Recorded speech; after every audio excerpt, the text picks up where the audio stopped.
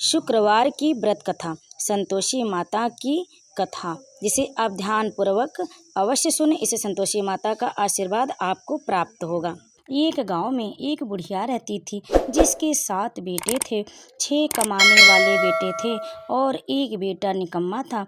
बुढ़िया माँ 6 पुत्रों का जूठा 7वें पुत्र को देती। 7वां पुत्र एक दिन अपनी पत्नी से बोला, देखो मेरी माता का मुझ पर कितना प्रेम है। वह बोली, क्यों नहीं, सबका जूठा बचा हुआ तुमको खिलाती है।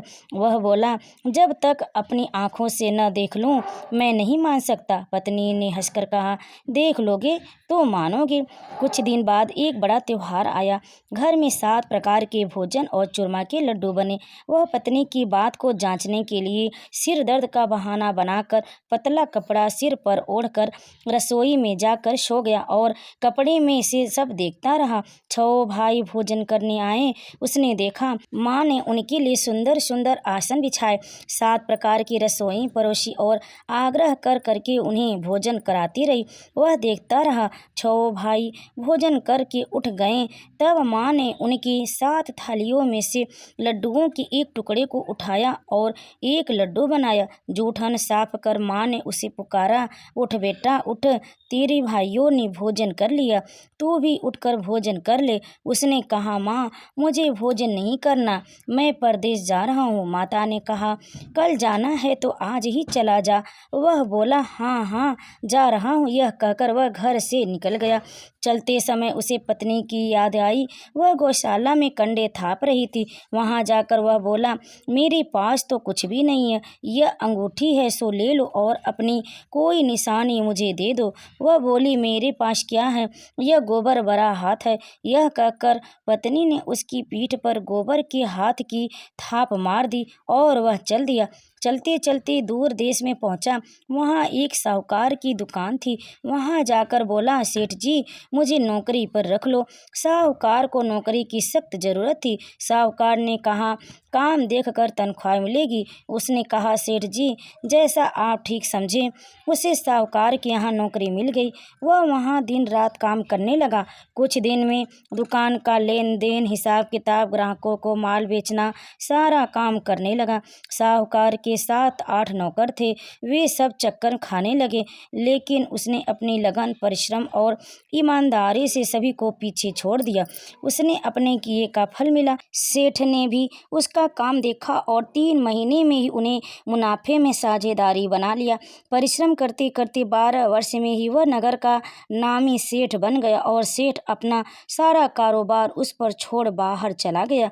इधर उसकी पत्नी पर क्या बीती वह सुनी। सास ससुर उसे दुख देने लगे, गृहस्थी का काम करवाकर उसे लकड़ी लेने जंगल में भेजते। इस बीच घर की रोटियों के आटे से जो भूसी निकलती उसकी रोटी बनाकर रख दी जाती और फूटे नारियल की नरेली में पानी दिया जाता। इस तरह दिन बीतते रहे। एक दिन वह जब जंगल में लकड़ी लेने जा रही थी, तब उसे रास्ते में बहुत सी स्त्रियां संतोषी माता का व्रत करती दिखाई दी। वह वहां खड़ी होकर पूछने लगी, बहन यह तुम किस देवता का व्रत कर रही हो और इसके करने से क्या फल होता है? इस व्रत के करने की क्या विधि है? यदि तुम अपने इस व्रत का विधान मुझे समझाकर कहोगी तो मैं तुम्हारा बड़ा एहसान मानूंगी। उसमें से एक स्त्री बोली, सुनो, यह संतोषी माता का व्रत है।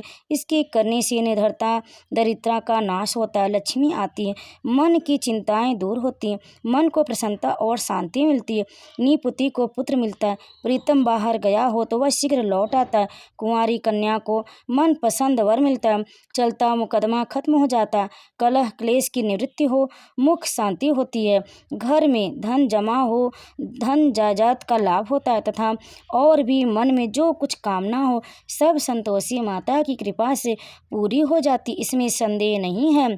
फिर वह पूछने लगी, यह व्रत कैसे किया जाता है, यह भी बताओ तो बड़ी कृपा होगी। वह स्त्री कहने लगी, बिना परेशानी, श्रद्धा और प्रेम से जितना भी बन सके प्रसाद लेना, 5.25 पैसे से 5.25 आने तथा इससे भी ज़्यादा शक्ति और भक्ति के अनुसार गुड़ और चना ले। हर शुक्रवार को निराहार रहकर कथा कहना सुनना। इसकी ओम बीच कम न छूटे, लगातार नियम पालन करना। उस सुनने वाला कोई न मिले तो घी का दीपक जलाकर उसके आगे जल के पात्र को रख कथा कहना, परंतु नियम न टूटे। जब तक कार्य सिद्ध न हो नियम पालन करना और कार्य सिद्ध हो जाने पर व्रत का उद्यापन करना। 30 मास में माता पूरा फल प्रदान करती हैं।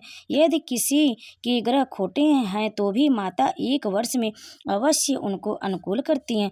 कार्य सिद्ध होने पर ही उद्यापन करना चाहिए, बीच में नहीं। उद्यापन में 2.5 सेर आटे का खाजा तथा इसी अनुसार खीर तथा चने का साग बनाना, 8 बच्चों को भोजन कराना, जहाँ तक मिले देवर जेठ भाई बंधु कुटुंब के लड़के लेना, न मिले तो रिश्तेदारों और पड़ोसियों के लड़के बुलाना, उन्हें भोजन करा यथाशक्ति दक्षिणा दे। माता का नियम पूरा करना। ध्यान रखना उस दिन घर में कोई खटाई न खाए। यह सुन वह वहां से चल दी। रास्ते में लकड़ी के बोझ को बेच दिया और उन पैसों से गुड़ चना ले माता के व्रत की तैयारी कर आगे चली। रास्ते में संतोषी माता के मंदिर में जा माता के चरणों में लौटने लगी, विनती करने लगी, माँ मैं दीन हूँ, निपट मूर्ख हूँ, व्रत के नियम कुछ नहीं जानती, मैं बहुत दुखी हूँ। हे माता मेरा दुख दूर करो, मैं तेरी शरण में हूँ। माता को दया आई। एक शुक्रवार बीता कि दूसरे शुक्रवार को ही उसके पति का पत्र आया और तीसरे शुक्रवार को उसका भेजा हुआ पैसा आ पहुंचा। यह देख कर जेठानी मुँह सिकोड़ने लगी, इतने दिनों बाद इतना पैसा आया, इसमें क्या बड़ाई है। लड़के ताने देने लगे। काकी के पास अब पत्र आने लगे, रुपया आने लगा। अब तो काकी की खातिर बढ़ेगी, अब तो काकी बुलाने से भी नहीं बोलेगी। बेचारी सरलता से कहती, भैया पत्र आए, रुपया आए तो हम सबके लिए अच्छा है। ऐसा कहकर आंखों में आंसू भरकर संतोषी माता के मंदिर में जा मातेश्वरी के चरणों में गिर कर रोने लगी। माँ मैंने तुमसे पैसा नहीं मांगा, मुझे पैसे से क्या काम, मुझे तो अपने सुहाग से काम है, मैं तो अपने स्वामी के दर्शन और सेवा मांगती। तब माता ने प्रसन्न होकर कहा, जा बेटी तेरा स्वामी जल्द ही आएगा। यह सुन खुशी से बावली हो वह घर आकर काम करने लगी। संतोषी माँ विचार करने लगी, इस भोली पुत्री से मैंने तो कह दिया कि तेरा पति शीघ्र आएगा, पर आएगा कहाँ से, वह तो इसे स्वप्न में भी याद नहीं करता, उसे इसकी याद दिलाने तो मुझे ही जाना पड़ेगा।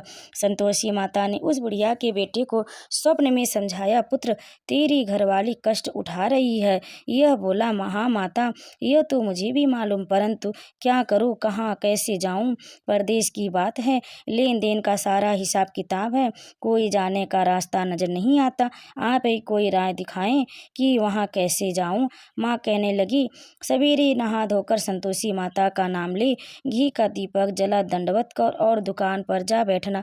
देखते देखते तेरा सारा लेन देन चुक जाएगा, जमा माल बिक जाएगा, सांझ होते होते धन का ढेर लग जाएगा। वह अगले दिन सुबह जल्दी जल्दी उठा। उसने अपने मित्र बंधुओं परिचितों से स्वप्न में माता द्वारा कही गई बात कह सुनाई। वे सब इसकी बात सुनकर उसकी खिल्ली उड़ाने लगे। वे कहने लगे कि कहीं कभी सपने की बात भी सच्ची होती है। एक बूढ़ा व्यक्ति बहुत समझदार था, वह बोला, देखो भाई मेरी बात मानो, इस तरह सच या झूठ कहने के बदले देवता ने जैसा कहा है वैसा ही करना, तेरा क्या जाता है। बूढ़े की बात मानकर नहा धोकर उसने संतोषी माता को प्रणाम किया, फिर घी का दीपक जलाकर दुकान पर जा बैठा। शाम तक धन का ढेर लग गया। वह हैरान हुआ, मन में संतोषी माता का नाम ले प्रसन्न हो घर जाने के वास्ते गहना कपड़ा व सामान खरीदने लगा। सब काम से निपट अपने घर को रवाना हुआ। उधर उसकी पत्नी जंगल में लकड़ी लेने गई। लौटते वक्त थक जाने के कारण संतोषी माता के मंदिर पर विश्राम करने बैठ गई। यह तो उसका रोज रुकने का स्थान था। धूल उड़ती देख उसने माता से पूछा, हे माता यह धूल कैसी उड़ रही है। माँ ने कहा, हे पुत्री तेरा पति आ रहा है, अब तू ऐसा कर, लकड़ियों के 3 बोझ बना, एक नदी के किनारे रख, दूसरा मेरे मंदिर पर और तीसरा अपने सिर पर रख। तेरे पति को लकड़ी का गड्ढा देख मोह पैदा होगा, वह वहाँ रुकेगा, नाश्ता पानी बना खाकर माँ से मिलने जाएगा। तब तू लकड़ी का बोझ उठाकर जाना और बीच चौक में गड्ढा डालकर 3 आवाजें जोर से लगाना, लो सासू जी लकड़ियों का गट्ठा लो, भूसी लो, रोटी दो, नारियल के खोपड़े में पानी दो, आज कौन मेहमान आया है। संतोषी माँ की बात सुनकर वह बहुत अच्छा माँ कहकर प्रसन्न मन से लकड़ियों के 3 बोझ बना लाई। एक नदी के तट पर, दूसरा माता के मंदिर पर रखा। इतने में ही मुसाफिर वहाँ आ पहुँचा। सूखी लकड़ी देख उसको इच्छा हुई कि अब यहीं विश्राम कर लें और भोजन बना खा पी कर गाँव चले। इस प्रकार भोजन कर विश्राम कर वह अपने गाँव में आ गया। उसी समय बहू सिर पर लकड़ी का गड्ढा लिए आई। उसने गड्ढा को आंगन में डाल जोर से 3 आवाजें दी, लो सासू जी लकड़ी का गड्ढा लो, भूसी की रोटी दो, नारियल के खोपर में पानी दो, आज कौन मेहमान आया है। यह सुनकर सास ने अपने दिए हुए कष्टों को भुलाने के लिए कहा, बहू तू ऐसा क्यों कहती है, तेरा मालिक ही तो आया है, बैठ मीठा भात खाकर कपड़े गहने पहन। पत्नी की आवाज़ सुनकर उसका स्वामी बाहर आया और उसने हाथ में पहने अंगूठी देख व्याकुल हो गया। उसने माँ से पूछा, माँ यह कौन है। माँ बोली, बेटा तेरी पत्नी है, आज 12 वर्ष हो गए हैं जब से तू गया है, तब से सारे गांव में जानवर की तरह भटकती फिरती, काम काज कुछ नहीं करती, 4 समय आकर खा जाती है। अब तुझे देखकर भूसी की रोटी और नारियल के खोपरे में पानी मांगती है। वह बोला, माँ मैंने इसे भी देखा है और तुझे भी, दूसरे घर की चाबी दो, मैं उसमें रहूंगा। ठीक है बेटा, जैसा तेरी मर्जी, कहकर माँ ने चाबी का गुच्छा बेटे के सामने रख दिया। उसने दूसरे घर को खोलकर सारा सामान जमाया। एक ही दिन में वहाँ राजा के महल जैसा ठाट बाट बन गया। अब क्या था, वह सुख भोगने लगी। अगला शुक्रवार आया। उसने पति से कहा, मुझे संतोषी माता का उद्यापन करना। पति बोला, बहुत अच्छा, खुशी से कर लो। वह उद्यापन की तैयारी करने लगी। जेठ के लड़कों को भोजन के लिए कहने गई। उन्होंने मंजूर किया, परंतु पीछे से जेठानी ने अपने बच्चों को सिखलाया, देखो रे, भोजन के समय सब लोग खटाई मांगना, जिससे उसका उद्यापन पूरा न हो सके। लड़के भोजन करने आए, खीर पेट भर खाई, परंतु बात याद आते ही कहने लगी, हमें कुछ खटाई खाने को दो, मुझे खीर खाना नहीं भाता, देखकर अरुचि होती है। लड़के उठ खड़े हुए बोले, पैसे लाओ। बहू बोली, कुछ नहीं जानती थी। उसने उन्हें पैसे दे दिए। लड़कों ने बाजार जाकर उन पैसों से इमली खरीदी और खाई। यह देखकर बहू पर माता ने कोप किया। राजा के दूत उसके पति को पकड़ कर ले गए। अब सब मालूम हो जाएगा जब जेल की रोटी खाएगा। बहू से यह वचन सहन नहीं हुए। वह संतोषी माता के मंदिर में गई और कहने लगी, माता तुमने यह क्या किया। हंसा कर क्यों रुलाने लगी। माता बोली, पुत्री तूने मेरा व्रत भंग किया है, इतनी जल्दी सब बातें भुला दी। वह बोली, माता भूली तो नहीं हूँ, न कुछ अपराध किया है, मुझे तो लड़कों ने भूल में डाल दिया, मुझे क्षमा करो माँ। माँ बोली, ऐसी भूल भी कहीं होती है। यह बोली, अब कोई भूल नहीं होगी, अब बताओ मेरे पति कैसे आएंगे। माँ बोली, पुत्री जा, तेरा पति तुझे रास्ते में ही आता मिलेगा।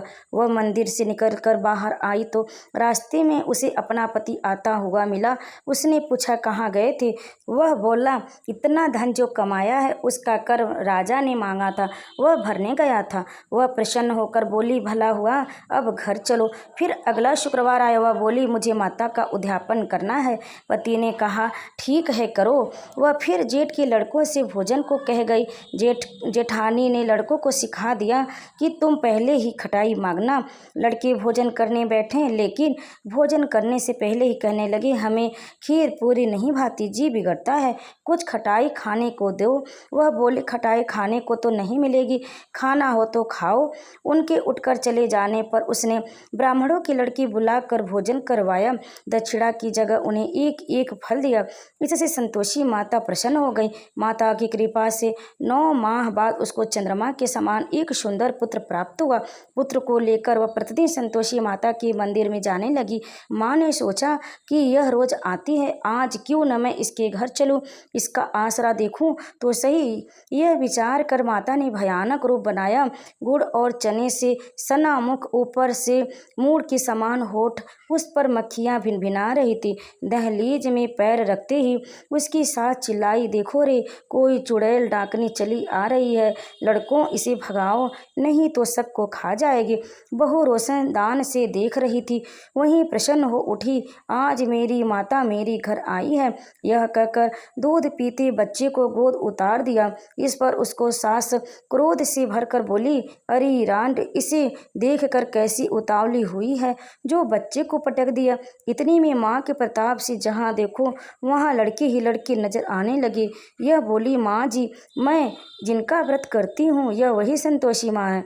इतना कर उसने झट से घर के सारे किवाड़ खोल दिए। सबने माता के चरण पकड़ लिए और विनती कर कहने लगे, हे माता, हम मूर्ख हैं, अज्ञानी हैं, तुम्हारे व्रत की विधि हम नहीं जानते। तुम्हारा व्रत भंग कर हमने बड़ा अपराध किया है। हे माता, आप हमारे अपराधों को क्षमा करो। इस प्रकार बार बार कहने पर संतोषी माता प्रसन्न हुई। इसके बाद उसकी सास कहने लगी, हे माता संतोषी, आपने बहू को जैसा फल दिया वैसा सबको देना। जो यह कथा सुने या पढ़े उसका मनोरथ पूर्ण करना। तो प्रेम से बोली संतोषी माता की जय। और यह व्रत कथा यहीं पर समाप्त हुई। हे माता संतोषी, जो भी हमसे या व्रत कथा सुनने वाले से या कथा कहने वाले से जो भी गलती हुई हो उसकी अपराध को क्षमा करना। जो भी आपकी इस कथा का श्रवण करने करे और उसकी मनोकामना पूर्ण करना। तो प्रेम से बोले संतोषी माता की जय। कथा को अंत तक सुनने के लिए आप लोगों का बहुत बहुत धन्यवाद।